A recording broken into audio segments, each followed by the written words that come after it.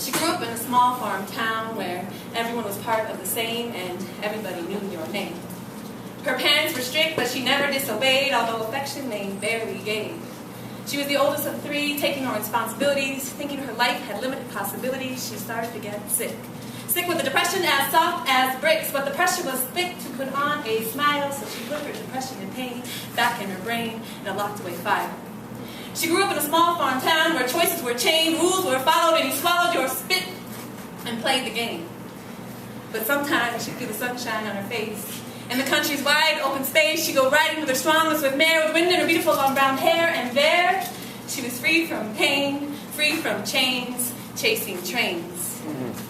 She grew up in a small farm town where you walked in a straight line and the circle of life went round and round, where women kept their head to the ground with the sounds of Motown and Elvis Presley were rarely found. So she never learned to dance, to take a chance, to find her own beats. So she just marched to the rhythm of somebody else's feet. She marched, and like Stark, she stuck to the plan. She followed the rules, she played the game. She walked in a straight line, she marched. Go to school, get your degree, become a teacher, 1, 2, 3. Marry a man, have some kids, 4, 5, 6. But wait, found out she was never given step 6. She was lost in the weeds, stuck in the sticks. Her whole world was crumbling and she didn't know how to fix it. She went from bad to worse. First it came to the man she married off to jail. Her whole life was off course. She was forced to put in a resignation because her husband was in the papers and all the news stations. The principal told her she didn't think they'd find a reason to fire her. She was terrified. Her vision was blurred. She didn't know which way to turn. See a way through this nightmare. Nobody cared. Nobody to teach her, so the maestro became a white-powdered creature. So scared of learning new plans, so she just burned and burned, smoked and smoked, giving in to the dope became the only way she knew how to cope. Because when she was high, she was free from pain, free from chains, free from blame.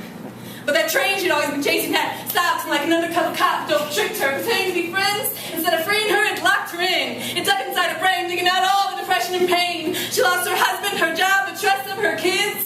Even though they were her only will to live, she felt so robbed. And then one day God gave her what she'd never been given. Step 6. See, step 6 is all else fails, you must exhale. Inhale me, exhale me. I keep having this reoccurring dream of this radiant woman who seems so determined to be free. She's riding her horse bareback, no saddle. It looks like she's in a battle because she has this fierceness in her eyes, and it pierces her skin, and you can see the warrior within. With no remorse, she kicks the hell out of war, loosens the reins, and chases after that runaway train. She's normally timid and tame, but in my dream, she's wicked and wild with a golden smile that screams, I am not afraid. And I stare at her in wonderment, but she's unaware of the fact that I can see her.